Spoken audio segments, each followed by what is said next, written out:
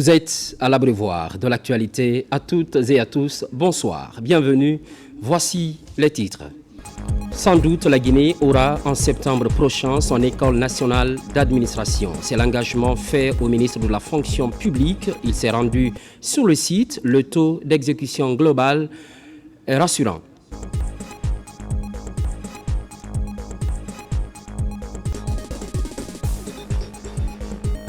Mise en place du bureau régional du Fonio en Afrique de l'Ouest, il s'agit de rendre la filière plus profitable à la Guinée, considérée comme premier pays producteur mondial. Un accompagnement est sollicité pour toute la chaîne de valeur. Immersion dans un camp témoin dans la région de Thiès, le modèle sénégalais inspire la Guinée à travers la directrice du Fonds d'appui aux activités économiques des femmes. Une belle expérience profitable dans les prochains jours aux femmes rurales du pays. C'est tout pour le sommaire. À présent, lecture de ce communiqué de la présidence de la République. Retour du président de la République, son Excellence le général Mamadi Doumbouya. Son Excellence le général Mamadi Doumbouya, président de la République de Guinée, regagnera Conakry ce jeudi 8 mai 2025. Les personnalités suivantes sont conviées au cérémonial d'accueil prévu à 11h à l'aéroport international Ahmed Sékou Touré. Monsieur le Président du Conseil national de la transition CNT, Monsieur le Premier ministre chef du gouvernement, Messieurs les présidents des institutions républicaines, Monsieur le ministre secrétaire général de la présidence, Monsieur le ministre directeur des cabinets de la présidence, mesdames et messieurs les membres du gouvernement, messieurs le chef d'état-major général des armées, messieurs le haut-commandant de la gendarmerie nationale, messieurs les chefs des états-majors des armées de terre, de l'air, de mer, mesdames et messieurs les chefs des missions diplomatiques et consulaires, ainsi que les représentants des organisations internationales, messieurs les directeurs généraux de la police et de la douane, ainsi que les conservateurs de la nature, madame la gouverneure de la ville de Conakry. Conakry, le 7 mai 2025, pour le cabinet de la présidence de la République, la direction du protocole d'État. Consolidation de la paix dans les quartiers ciblés de l'axe Amdalaï-Kagbelin. La participation des jeunes est non négociable. Un projet de promotion de la couche juvénile est officiellement lancé ce mercredi par le chef du gouvernement. La maison des jeunes de Ratoma a servi de cadre. La finalité est de les épargner de l'instrumentalisation politique. Ali Kamara. Pour relever les défis de développement en lien avec les priorités nationales, le gouvernement guinéen s'appuie sur la consolidation de la paix dans le pays. Ce matin, le premier ministre du gouvernement est venu à Ratoma procéder au lancement du projet de promotion de la participation des jeunes à la consolidation de la paix dans les quartiers de l'axe Amdalaï-Kagbelin. C'est une démarche qui donne corps à la vision du chef de l'État, le général Mamadi Doumbouya, en matière de préservation de la paix en Guinée. Nous voulons que ce projet soit une réponse directe et adaptée aux défis auxquels nous sommes confrontés, notamment les conflits politiques, les inégalités des arts, le chômage des jeunes et la marginalisation. Nous pensons fermement que la paix ne se construit pas du jour au lendemain et qu'elle ne pourra être consolidée sans l'engagement de chacun d'entre nous. Mais surtout, elle ne sera durable que si les jeunes et les femmes sont à l'avant-garde de ce projet. La cérémonie qui nous réunit ce jour est consacrée au lancement officiel du projet promotion de la participation des jeunes, hommes et femmes, à la consolidation de la paix dans les quartiers cibles de l'axe Amdalaï-Kagbelin. Même famille, c'est valable pour tous les citoyens des communes de Ratoma. Le Fonds des Nations Unies pour la consolidation de la paix s'emploie à travers des moyens financiers à renforcer la gouvernance et rendre les institutions efficaces et efficientes. L'atteinte de cet objectif ultime n'est pas seulement souhaitable, il est nécessaire. Pourquoi ici? Pourquoi vous? C'est simple. Parce que l'axe Hamdallah-Kagbelen n'est pas seulement une zone de tension, c'est une zone d'espoir. Un territoire de jeunes capables de prendre leur destin en main pour transformer les frustrations en solutions, les divisions en dialogue, la colère en action constructive. Au-delà de la Guinée, vous, la jeunesse, constituez la majorité de la population. Aucune paix durable ne saurait être envisagée sans votre pleine participation. Ce projet s'appuie sur une approche profondément participative, mettant la jeunesse guinéenne au cœur du processus. Plus de 450 jeunes, dont 270 jeunes filles, ont été directement impliqués dans sa conception. Il ne s'agit donc pas simplement d'un projet destiné aux jeunes, mais d'une initiative véritablement façonnée par eux pour eux. D'une durée de 3 ans, 2025-2027, et doté de budget de 2,5 millions de dollars, ce projet cible spécifiquement 10 000 jeunes âgés de 15 à 35 ans, vivant le long de cet axe. Afin de concrétiser cette ambition, il s'articule autour de plusieurs leviers essentiels. Le renforcement de l'autonomie des jeunes à travers la formation professionnelle, l'accompagnement à l'entrepreneuriat et l'accès à des revenus décents. La création d'espaces de dialogue sécurisés réunissant les jeunes, les autorités locales et les forces de défense et de sécurité. Le soutien aux mécanismes locaux de sécurité participative en misant sur une approche inclusive et communautaire de prévention de la délinquance. Et surtout, de reconnaissance et la valorisation du rôle des jeunes femmes, longtemps écartées des sphères décisionnelles grâce à un accompagnement spécifique favorisant leur leadership et leur autonomisation économique. Le Premier ministre rappelle avec force son profond attachement aux vertus qui font la noblesse et la grandeur de notre pays, avec en ligne de mire la consolidation de la paix. Le lancement du processus de mise en œuvre de la politique de consolidation de la paix en faveur des jeunes et des femmes de l'axe Hamdallah-Kagbelen pour le président de la République, le général d'armée Mamadi Doumbouya, et pour moi-même, constitue le départ pour un autre devenir que nous devons construire ensemble. Les jeunes de l'Axe, c'est une page qui s'ouvre. À vous de saisir cette opportunité nouvelle, de vous construire, de vous reconstruire dans un environnement de paix, de cohésion, d'espoir et également de progrès. C'est vrai, on ne peut pas lancer ce processus aujourd'hui sans penser à tous ceux et à toutes celles qui ont laissé leur vie. Je disais, c'est une nouvelle page qui s'ouvre.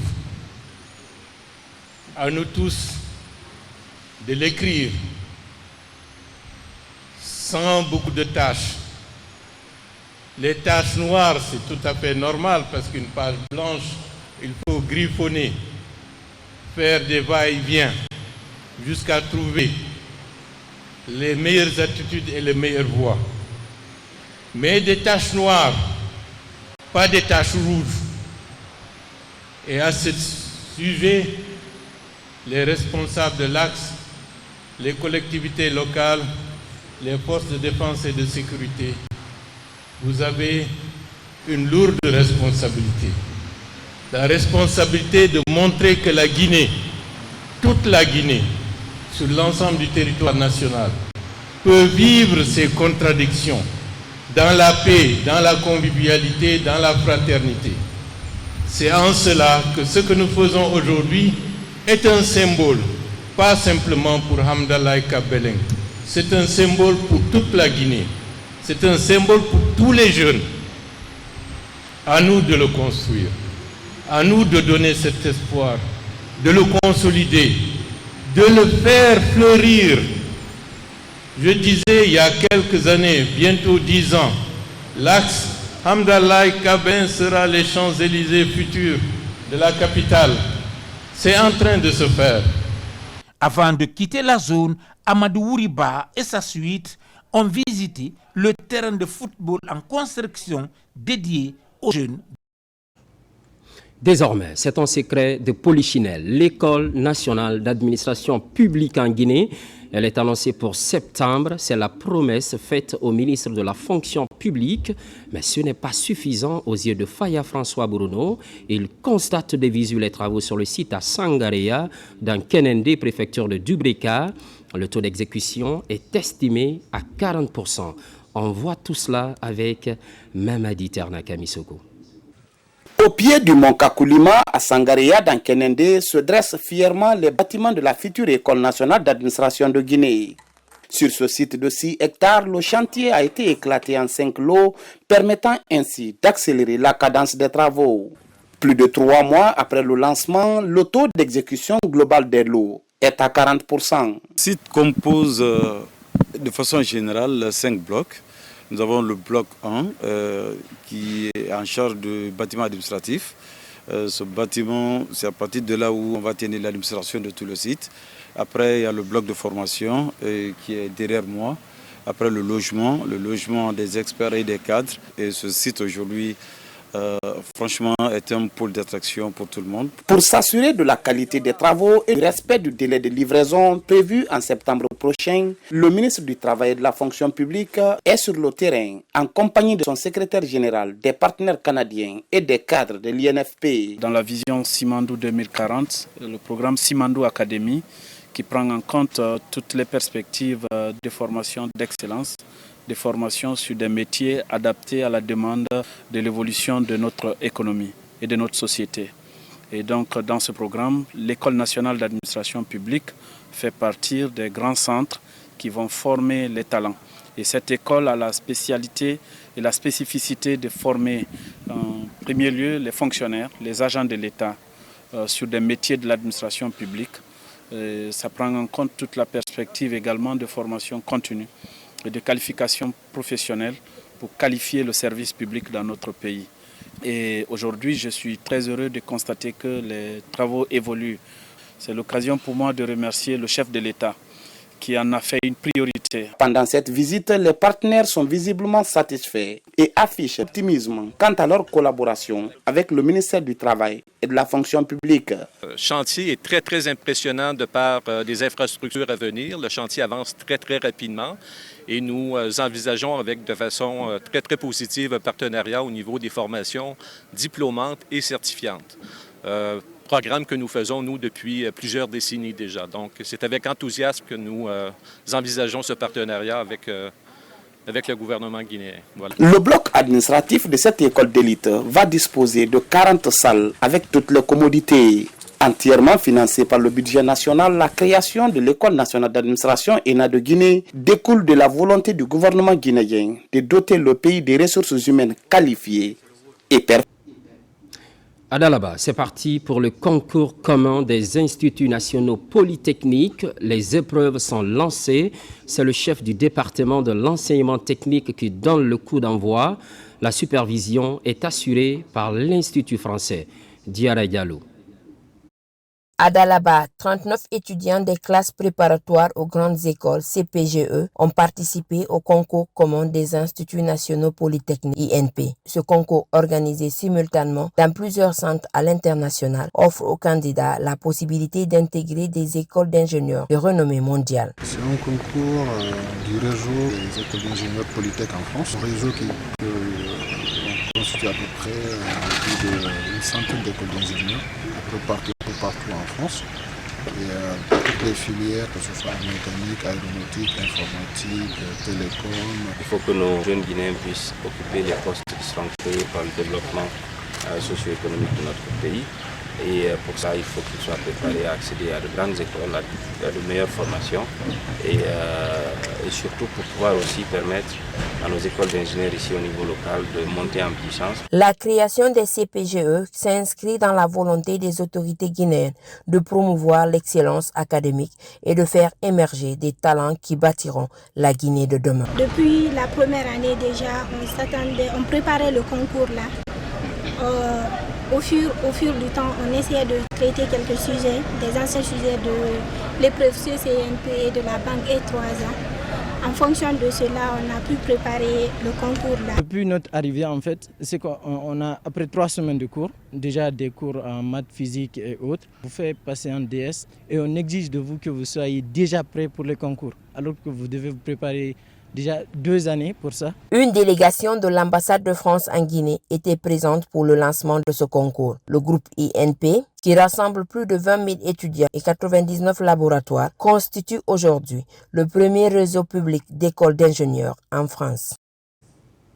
Avec 600 000 tonnes de production annuelle, la Guinée est en pole position dans la culture du fonio. Une seule question maintenant, quelle retombée pour le pays? Une approche de solution est activée, la création du réseau régional du fonio en Afrique de l'Ouest. Avec cette plateforme, l'espoir semble permis pour la Guinée.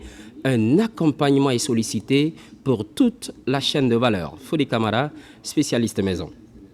Premier pays producteur du fonio dans le monde, la République de Guinée vient d'abriter les travaux pour la mise en place du réseau régional du fonio en Afrique de l'Ouest. Une série d'activités entamées l'année dernière pour poser les jalons de la professionnalisation des acteurs de cette filière porteuse de croissance. Durant le mois de novembre 2024, il y a eu un forum international organisé. Au cours de ce forum, plusieurs recommandations ont été faites. Parmi ces recommandations, il y avait par exemple la mise en place d'un réseau régional. L'objectif est de mettre un réseau en place pour faciliter les échanges entre les Guinéens et les autres partenaires qui sont à l'international. On a environ une trentaine de participants qui sont venus de plus de 10 pays à travers le monde. Il y en a non seulement des gens qui sont de l'Afrique de l'Ouest, mais aussi de l'Europe et des États-Unis. Donc c'est assez important et ça montre à quel point il est essentiel aujourd'hui de s'asseoir autour de la table pour voir comment est-ce qu'on peut mieux structurer ce réseau. Après les 72 heures du fonio à Mamou, cette session 48 heures de Conakry a mobilisé les experts en développement rural et autres acteurs majeurs venus d'une dizaine de pays. La Guinée est le premier producteur mondial avec 600 000 tonnes, mais aujourd'hui il s'agit vraiment de promouvoir le fonio pour être une future vraiment stratégique, non pas seulement en Guinée, mais même sur le plan international, que la Guinée arrive à se positionner, à dépasser le cap de producteur mondial pour devenir également un exportateur mondial. Et cela nécessite vraiment de la promotion, des actes de promotion de cette culture sur la sphère internationale, de labellisation, de certification. Le fonio, c'est une céréale qui peut valoriser la Guinée. Pourquoi ne pas le mettre un jour dans l'avenir dans une indication géographique où on peut lier un peu le fonio au terroir. On peut choisir, ça peut être le Fouta, ça peut être la Haute-Guinée parce que c'est les plus grands bassins de production. Notre objectif est de pouvoir garder le lead en Afrique. C'est le lead squad, c'est-à-dire avoir si possible déjà le bureau régional du fonio en Guinée et aussi avoir la présidence pour les prochains jours. Au terme de ces 2 jours de travaux pour la mise en place des réseaux régionaux, un comité de gestion de 7 membres a été installé. Des organes de gouvernance et un plan d'action ont été aussi mis en place. Mobilisation des ressources internes, un défi constant à relever. Le débat s'installe à l'Institut supérieur de technologie de Mamou. À l'origine de la rencontre, les femmes volontaires pour le développement durable. Mamadou Patebalde. D'entrée de jeu, le conférencier a mis l'accent sur le civisme fiscal.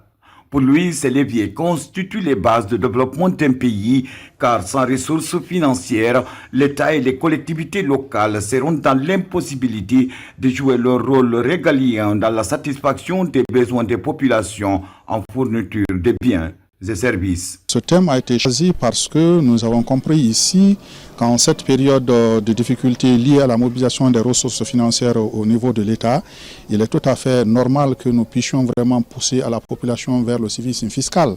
Le fait que la population puisse vraiment s'acquitter de façon volontaire, de façon spontanée de ses obligations fiscales. Alors ces jeunes qui sont aujourd'hui des étudiants, demain vont être des entrepreneurs dans leur vie active. Il faudrait qu'à partir de maintenant, là, qu'on essaie vraiment de cultiver en eux, disons, la culture du civisme fiscal. Pour atteindre cet objectif, il est indispensable de cultiver le civisme fiscal au niveau des contribuables redevables à travers l'organisation des campagnes de sensibilisation et d'information à l'endroit de l'ensemble des citoyens. J'en ai beaucoup appris, notamment que même les étudiants payent vraiment les taxes sans pour autant le savoir. Et également que nous devons être de porte-parole au sein de nos communautés, surtout des vendeurs, des personnes qui ont des boutiques, des magasins, vraiment pour leur conseiller vraiment de payer l'impôt et les taxes. Que les étudiants aient amélioré leurs connaissances en matière de civisme fiscal et de transparence budgétaire. Qu'ils aient cerné l'importance de la mobilisation des ressources internes par l'État et les collectivités locales. Qu'ils aient appréhendé les défis de la collecte des impôts et la transparence dans leur gestion. Après cette conférence débat, le consortium AFVDD, Aide, Action et ERE contractualise avec les médias pour être plus près des populations. Dans les universités toujours, vulgarisation d'un programme sur le civisme fiscal. Cette fois-ci, à l'université Kofi Annan, la transparence budgétaire en plus a fait l'objet de débats. Karim Kamara. L'amélioration de la gestion des finances publiques reste une priorité de l'État. Un des piliers de ce combat est l'appui à la mobilisation des ressources intérieures et au corps de contrôle. On appelle cela civisme fiscal, dont la mise en œuvre est assurée par un consortium d'ONG, dont Action Éducation. Le programme Amérique a 4 composantes. La première composante, c'est la composante fiscalité locale, fiscalité qui concerne les impôts. D'accord. Et la deuxième composante, c'est fiscalité locale qui concerne les collectivités locales. La troisième composante, la composante douane. Et la quatrième composante, ça concerne les corps de contrôle et les organisations de la société civile. Ici, à l'université Kofi Annan, les étudiants sont édifiés sur le civisme fiscal, un programme cofinancé par l'Agence française de développement et l'Union européenne. L'enjeu aujourd'hui est de sensibiliser les étudiants au civisme fiscal, à la transparence budgétaire, pour qu'ils en tirent les leçons et comprennent en quoi le civisme fiscal permet le bon fonctionnement de la société par le financement des secteurs sociaux cruciaux de base comme la santé, l'éducation. C'est un peu de démocratiser les notions de civisme fiscal et de transparence pour que ça sorte un peu du milieu d'experts, pour que le citoyen aussi puisse savoir quand on dit civisme fiscal, qu'est-ce que c'est, quel est le rôle qu'il doit jouer. Ce renforcement de l'engagement citoyen pour le civisme fiscal et l'amélioration de la transparence budgétaire vise à renforcer la transparence du processus budgétaire de l'État et des collectivités. Les étudiants doivent comprendre que l'action collective est très très importante, que l'action des impôts, ça sert à utiliser les ressources de l'État à bon escient, et l'action de la DGI, elle est effectivement non seulement de mobiliser des ressources, d'encaisser de l'argent, mais aussi de développer une offre de service. Parce qu'on ne fait pas bien adhérer le citoyen à l'impôt si on n'a pas cette offre de service. Action Éducation s'attachera les services d'experts en la matière pour tenir des conférences-débats dans 10 universités guinéennes avec pour thème central civisme fiscal, principaux leviers pour renforcer la mobilisation des ressources internes en Guinée. Et puis, cette priorité gouvernementale, sensibilisation sur le recensement biométrique. Le ministre du Tourisme et de l'Artisanat débarque à Forécaria. Il jette son dévolu sur Pamelap précisément. C'est pour conscientiser les populations à se faire enrôler. Des informations capitales sont partagées sur le processus. Moussa Bangoura. Pamelap, une des localités de Farmoria, préfecture de Forécaria. Ici, à la place publique, le ministre de la Culture, du Tourisme et de l'Artisanat échange avec la population. La communication de Moussa Mouissila est axée sur le recensement biométrique. Ses avantages, l'acquisition de ce document administratif et son impact dans le développement socio-économique du pays. Se faire recenser aujourd'hui, ce n'est pas qu'un simple acte citoyen. C'est s'engager à construire notre pays et à contribuer à son développement. Se faire recenser aujourd'hui, c'est aussi permettre à ce que nous puissions demain être dans un registre national et bénéficier de tous les avantages dus à un citoyen libre, un citoyen qui est respectueux des lois de son pays.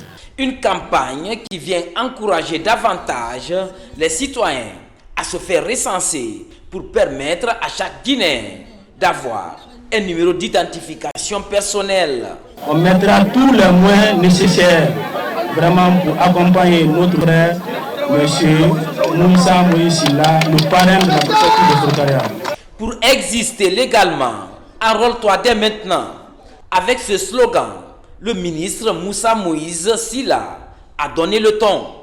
Devant le public, il s'est fait enrôler. Une manière de montrer à tous que ce recensement est une priorité nationale. Justement, aux côtés du gouvernement, la société civile joue sa partition pour un recensement bien accompli. La sensibilisation s'accentue, ça se passe dans la commune urbaine de Kissidougou. Les invités sont faits de part et d'autre. Marwan Kamara.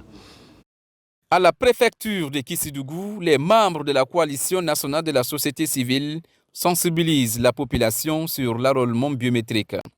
En langue du terroir, les membres expliquent la nécessité du recensement aux citoyens de la commune urbaine de Kissidougou. Dès lors que nous avons fini cette étape, nous avons nos démembrements ici à Kissidougou qui vont poursuivre la même action et qui vont aller vers les communautés pour pouvoir les mobiliser davantage afin que tous les Guinéens aient un numéro d'identification. Cette action citoyenne de la CONASOG s'inscrit dans le cadre du programme national de recensement administratif à vocation d'état civil PN-RAVEC.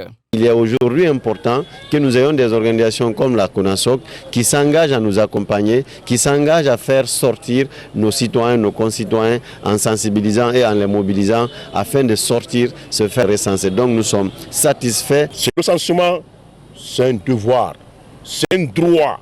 Je lance un appel. Tous ceux qui sont dans les petits villages, qui sont au champ, de venir se recenser. À travers le thème la communication, la sensibilisation et la mobilisation sociale, la coalition nationale de la société civile entend toucher le maximum de citoyens dans la ville de Kissi-Kaba Keita.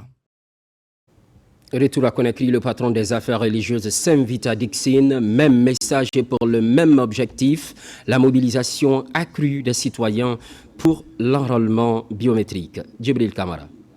Ici, à Dixine, les religieux sont au premier plan pour le recensement biométrique. En compagnie des sages et imams de la commune, le ministre secrétaire général des affaires religieuses était à la maison des jeunes du quartier Kamayenne pour la campagne de sensibilisation sur le PN-RAVEC. Nous sommes très satisfaits du ministre des affaires religieuses. Donc, pour le moment, ça se passe très bien chez nous ici. La Guinée aujourd'hui a déjà clos l'enregistrement des Hajj. Cela veut dire que la Guinée a 10 000 quotas. Nous avions formulé une demande à l'autorité saoudienne depuis plus de 2 ans. À travers ce recensement, la Guinée pourrait, par la grâce de Dieu, bénéficier minimum 4 000 places, 5 000 places. Et je crois que cela doit animer tous les peuples croyants de Guinée à se faire recenser. Le ministre Karmo Diawara s'est d'abord fait enrôler. Il a ensuite mis l'occasion à profit pour sensibiliser les citoyens de cette commune. À l'image des autres membres du gouvernement, le ministre secrétaire général des affaires religieuses a saisi l'opportunité pour exhorter les uns et les autres à s'acquitter de ce devoir citoyen pour la réussite de cette opération d'enrôlement biométrique en cours dans le pays. Un peu plus loin, à Lola, la mobilisation populaire a récemment résonné dans la ville. Le motif est précis, soutenir la politique de refondation. C'est aux allures de célébration. Les efforts de progrès sont salués à travers la marche de l'unité. Mohamed Lamine Kamara. À l'image de plusieurs préfectures du pays, Lola ne veut surtout pas rester en marge de la mobilisation pour le soutien aux acquis de développement amorcés par le CNRD. À sa tête, le président Mamadi Doumbouya. Cette marche de l'unité et du rassemblement en est une illustration. Nous sommes là pour soutenir les actions du président de la République, pour que vraiment Lola, pour montrer au président de la République que nous le soutenons dans tout ce qu'il est en train d'entreprendre, que nous le soutenons et que nous l'encourageons à continuer sur ce chemin. Le général Amadou Doumia fait preuve, fait des efforts pour que cette population trouve le bonheur. Nous pensons que nous sommes à ses côtés, nous sommes dans ses dans son programme. Dans cette préfecture, plusieurs projets de développement local sont réalisés et certains sont en cours d'exécution, comme la relance de la radio rurale, la construction d'un centre de santé amélioré, des forages et le démarrage des travaux de construction du foyer des jeunes. En guise de reconnaissance à l'endroit du CNRD par cette mobilisation, les populations de Lola entendent resserrer les rangs derrière les acquis de la refondation. C'est l'avant-goût, monsieur le ministre du budget, c'est l'avant-goût parce que la région administrative de Zérekoré a le dernier mot pour encore traduire le sentiment d'adhésion. Mamadi Doumbouya, il n'a que 45 ans. Il est très proche de vous. Il connaît vos problèmes. Enregistrez-vous. C'est la voie du développement. C'est la voie que vous tracerez pour choisir vos représentants à l'Assemblée nationale. C'est désormais une synergie d'action qui est engagée par ces fils et filles de Lola à soutenir la vision de partage de la richesse nationale orientée vers le développement des collectivités du pays. Pendant ce temps, booster le système éducatif, les natifs de Tougué s'impliquent activement. Des kits scolaires et des enveloppes financières sont mises à disposition des collectivités. La remise est effective. Autorités et acteurs de l'éducation étaient de la partie. Sarafdine Diallo, Mamadou Paté-Baldé. Le gouvernement guinéen, à travers le ministère de l'enseignement préuniversitaire et de l'alphabétisation, a opéré plusieurs réformes pour la qualification de l'éducation. Mais cependant, des efforts restent encore à fournir pour renverser cette donne que les natifs de cette préfecture réunis en coordination des organisations des ressortissants pour le développement durable de Tougué ont offert des kits scolaires et des enveloppes financières à leur communauté. C'est une fierté d'avoir des ressortissants qui pensent aux locaux, qui veulent le développement de leur localité. Parce que l'arme la plus forte pour le développement, c'est l'éducation. Depuis plusieurs années, la préfecture de Tougué est confrontée à une crise dans le secteur de l'éducation. Tougué a toujours des résultats catastrophiques au niveau des bacs, au niveau des examens nationaux. Nous, les avons mobilisé des moyens pour venir aider un peu les parents d'élèves. À la lumière de tout ce qui précède, au nom de tous les points focaux de la préfecture de Tougué, nous tendons la main à la coordination et tous les acteurs impliqués pour le développement de la préfecture de Tougué. Un geste apprécié par les bénéficiaires qui prennent l'engagement de s'activer sur le terrain pour la qualification du système éducatif dans la localité. Chaque fois, ils ont eu à contribuer quelque chose. Parce que l'année dernière encore, ils ont soutenu les candidats, ils ont soutenu les professeurs qui ont encadré les classes d'examen. La cérémonie de remise des kits et des enveloppes financières aux collectivités a mobilisé élèves, parents, autorités scolaires, administratives ainsi que les leaders communautaires. Soutien des initiatives présidentielles. Une compatriote était face à la presse. Elle avance les raisons de l'éclosion du mouvement dans l'arène politique, mais pas seulement. 1500 femmes de Dixine sont formées aux techniques améliorées de la saponification et de la teinture. Moussa Komara. C'est en reconnaissance aux innombrables efforts de développement déclenchés par le général président Mamadi Doumbouya que ces femmes de Dixine prennent la parole devant la presse pour réaffirmer leur soutien inconditionnel. On voit les projets qui naissent partout, on a vu ces réalisations et nous les femmes, il a nommé combien de femmes à des postes de responsabilité. Donc on lui doit reconnaissance et l'accompagnement. C'est la raison pour laquelle on a très bien de Guinée Yigi. Il est notre espoir. Depuis sa venue, on voit que les femmes sont en train de s'épanouir. Ce mouvement, baptisé Général Mamadi Doumbouya Guinée Yigi, espère mobiliser toutes les femmes de la commune de Dixine pour un recensement massif. En plus, il va former plus de 1500 femmes dans des activités génératrices de revenus pour appuyer le programme d'autonomisation du gouvernement. Une femme est autonome, elle devient obligatoirement heureuse, épanouie, et puis son émancipation rentre en vigueur. Donc c'est le cas particulier de notre mouvement. Ce n'est pas seulement de venir danser ou d'applaudir les tam-tams, non. Nous, on est trop focalisés sur la formation. J'ai un groupe de femmes aussi que je souhaite vraiment qui participent à cette formation.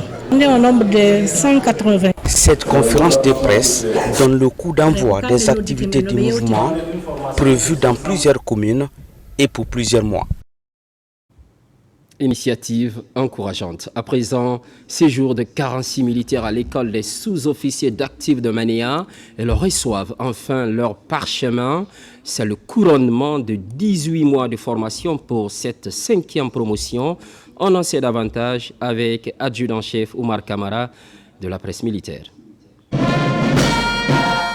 Les écoles militaires de Manéa, l'un des pôles majeurs de formation et de perfectionnement des forces armées guinéennes. Depuis le 8 octobre 2023, 46 militaires du rang venus de différentes unités à travers le pays suivent une formation intensive à l'école des sous-officiers d'actifs en soi. Après 18 mois de dur labeur, ils reçoivent aujourd'hui leur diplôme de fin de stage. Tout ceci a été fait pour vous préparer pour cette finalité à laquelle vous serez appelés dans les jours à venir. Avant de partir, je souhaiterais vous rappeler que dans cette école, l'excellence prônée n'est pas que dans cette école pour vous.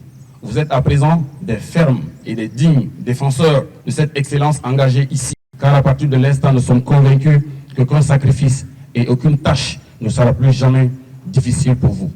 Prêts à assumer le rôle de chef de groupe au sein de leurs unités respectives, ces stagiaires ont acquis les compétences nécessaires pour commander efficacement un groupe au combat. J'ai bénéficié des sous-stages qui m'ont vraiment aidé dans la formation. Je remercie l'encadrement et la direction du fait que j'ose m'arrêter devant le public pour commander. Cette formation nous a permis d'acquérir pas mal de connaissances qui se résument en quelque sorte dans la maîtrise parfaite de diriger un groupe de combat et ajouter à cela, restituer dans les différentes unités l'instruction reçue par là, y compris dans le commandement. Présent à cette cérémonie, l'inspecteur général des forces armées guinéennes, visiblement satisfait de la qualité de la formation, a salué les réformes en cours visant à améliorer la qualification du personnel militaire. Votre formation ne marque pas une fin, mais plutôt un commencement. Vous êtes désormais appelés à intégrer les rangs dans vos unités respectives avec la noble mission de servir avec loyauté, rigueur et exemplarité. Les sous-officiers est le pilier de l'exécution, le relais entre le commandement et la troupe. Je vous exhorte donc à ne jamais trahir la confiance placée en vous. Soyez des modèles de droiture, des agents de paix et de défenseurs inlassables de la nation. Cette 5e promotion du semi-direct de l'école des sous-officiers d'actifs porte désormais le nom du général de brigade Boubacar Diallo, chef de cabinet du ministère de la Défense nationale, ancien commandant des écoles militaires de Manéa. Cette autre formation, axée sur la prévention des violences basées sur le genre, elle regroupe 128 femmes gendarmes venues de Conakry et des autres régions de la Guinée. La session, en plus, met l'accent sur la promotion d'une paix durable. Maïmouna Bella Diallo. Avec l'appui de Long American Care International, les femmes du haut commandement de la gendarmerie nationale bénéficient d'une session de formation sur le renforcement de capacités et le leadership féminin. Vous, référentes récemment formées, avez désormais un rôle crucial à jouer. Vous devenez des points de référence, des relais de confiance et des agents de changement au sein de vos unités. À travers votre engagement, c'est toute notre institution qui affirme son dévouement à la prévention et à la protection contre les VBG. L'enjeu de ce renforcement d'aptitude est de sensibiliser ces agents sur les violences basées sur le genre. En tout, 128 femmes gendarmes venues de l'intérieur du pays et des différentes communes de la capitale ont bénéficié de cette remise à niveau. Nous sommes ici à un moment où les violences basées sur le genre augmentent dans notre pays. Chères participantes, à l'issue de cette formation, Vous serez désignée référente dans vos unités. Je vous encourage à utiliser les connaissances acquises pour mieux aider les victimes. Soyez réactive, respectez la confidentialité et participez à des actions de sensibilisation dans vos communautés. Aujourd'hui, avec les initiatives de cette dimension, nous sommes rassurés que les questions des violences faites aux femmes deviennent une lutte nationale, un engagement des décideurs. En plus des notions liées à la prise en charge des filles et femmes victimes de violences, cette approche met la gente féminine au centre des activités de maintien de la paix.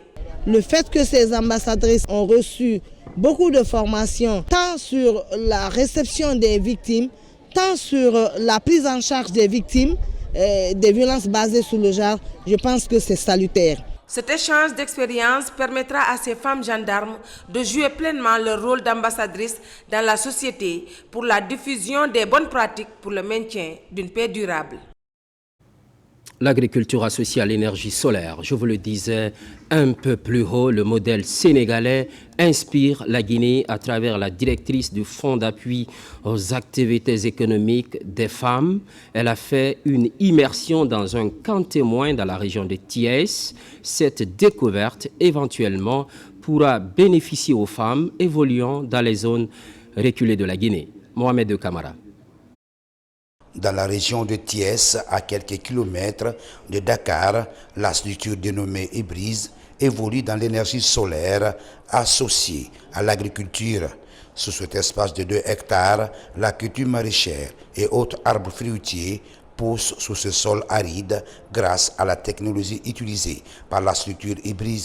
Un forage associé aux panneaux solaires donne de l'eau de qualité suffisante pour arroser ce champ témoin ici à Thiès. Qui est un peu opposé au potentiel qu'il a. On dit que 70% des terres arables en fait sont en Afrique. Malheureusement en fait c'est sous-exploité parce que la pluviométrie n'est que disponible une partie de l'année. Donc ça ne permet pas aux agriculteurs, surtout les femmes qui ont cette activité, de pouvoir travailler pendant toute l'année. Donc avec l'énergie solaire, ça permet d'avoir en fait d'exploiter l'énergie solaire qui est aujourd'hui un potentiel extraordinaire pour l'Afrique, mais sous-exploité, de pouvoir en fait l'utiliser pendant 12 mois sur 12 et d'avoir des rendements qui soient assez importants. Ibris, leader dans le domaine, accompagne les femmes sur toute la chaîne de valeur. Une solution pérenne est trouvée par Ibris pour garder les récoltes toute l'année.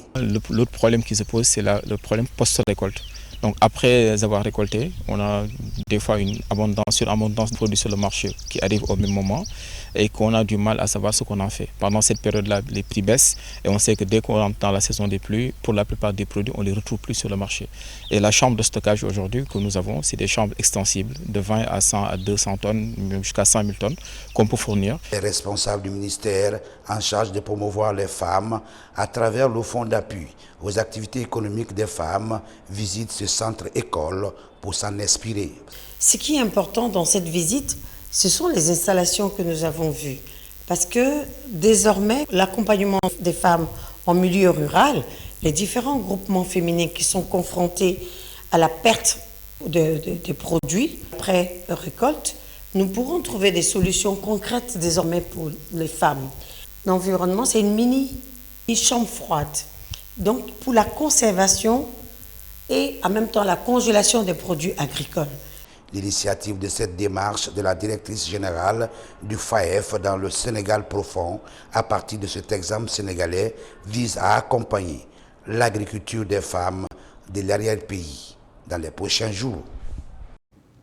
Cap sur la capitale ivoirienne, Abidjan, on parle maintenant coopération halieutique. Tenue de la 11e session ordinaire du Conseil des ministres, les États africains riverains de l'océan Atlantique se retrouvent. La Guinée est présente. Des décisions majeures sont restituées. Pour la première fois, la présidence de la COMAFAT revient à la Guinée. Kadiatou Souleymane Keita pour plus de compréhension.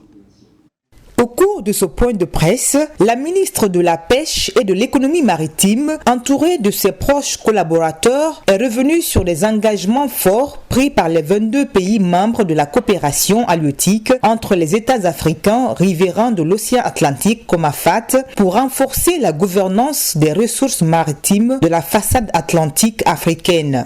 Nous avons renouvelé l'engagement à lutter contre toutes les formes de pêche illégale, non déclarée et non réglementée, renforcer les mécanismes de coordination et d'échange d'informations entre les autorités concernées des États membres et leurs partenaires économiques, intégrer le principe de l'utilisation durable des ressources marines vivant dans les politiques et les stratégies nationales de la gouvernance de la pêche et de l'aquaculture, ainsi qu'à le défendre au niveau des organisations de gestion des pêches. Lors de la 11e session ordinaire de la conférence des ministres de la COMAFAT, Mme Fatima Camara a été portée à la présidence de l'organisation régionale, une première dans l'histoire du pays, avec à la clé des avantages. Le rayonnement de la Guinée et du président de la République à l'international, le renforcement de notre coopération avec le Japon, le renforcement de notre coopération avec le Royaume du Maroc, le renforcement de la coopération avec les autres pays membres de la COMAFAT, le renforcement de notre coopération avec les partenaires techniques et financiers traditionnels de la pêche et de l'aquaculture. La Guinée semble décidée à faire entendre sa voix et à jouer un rôle moteur dans la construction d'une économie bleue, équitable et durable. Avant de se quitter, assainissement des locaux de la RTG Coloma, une initiative de l'entreprise Mobaclean. L'opération consiste à rendre davantage propre cette institution, considérée comme la vitrine du pays. Diane Yansani. Pour leur première activité, l'entreprise Mobaclean choisit la RTG, radio-télévision guinéenne, pour la rendre attrayante. Avec des équipements modernes, le travail se fait bien. Ce coup de balai réussi est le début d'un partenariat qui se veut prometteur. On est en phase pilote, c'est une phase d'installation de nos services et on essaie de projeter un peu ce qu'on fait à la population. Et la RTG, c'est un département qui est connu nationalement, bien avec une réputation très bien. C'est ce qui nous a poussé un peu à venir ici et pouvoir bien démontrer ce qu'on fait à la population guinéenne. Les produits qu'on utilise, c'est des produits écologiques, d'accord, pour la bonne santé de l'environnement, aussi le confort des clients. Mobaclean est une filiale du groupe Mobasarl qui a été créée depuis 2019. Pour cette opération d'assainissement, tous les coins et les recoins ont été touchés pour rendre reluisante cette maison commune qui constitue la vitrine du pays. Notre but aujourd'hui, c'est de vraiment contribuer à la refondation qui est présente aujourd'hui, qui est assez rapide. Donc on s'y donne vraiment pour accompagner tout ce qui est bien pour notre chère patrie. La RTG Coloma et l'entreprise Mobaclean entend poursuivre dans les jours et les mois à venir ce partenariat qui consiste à échanger les prestations. Merci pour l'estime sans cesse renouvelée. Merci également à l'ensemble de la rédaction et aux équipes techniques.